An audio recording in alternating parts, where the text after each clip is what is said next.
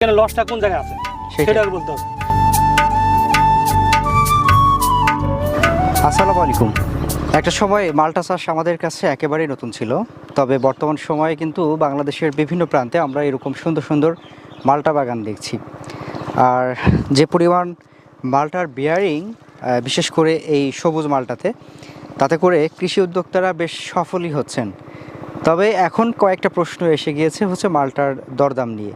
যে আগে একটা সময়ে মাল্টার দাম ছিল অনেক বেশি, বাট এখন যে সময়টা সেখানে হচ্ছে উৎপাদন বেশি হওয়ার কারণে মাল্টার দাম একটু কমে গেছে। তবুও আমরা যতটুকু বুঝতে পেরেছি বা জানতে পেরেছি যে কৃষক পর্যায়ে কথা বলে যে এই মাল্টা চাষে যে খরচটা, সেই হিসাবে এটার বর্তমান যে দাম, তাতে করে খুব বেশি যে নাজুক অবস্থা এরকমের না। মোটামুটি এখনও কৃষক এই মাল্টা চাষ করে বেশ স্বাবলম্বী হওয়ার একটা সুযোগ রয়েছে। তো দর্শক, আজকে এই বাড়ি মাল্টা এক নিয়ে কথা বলার জন্য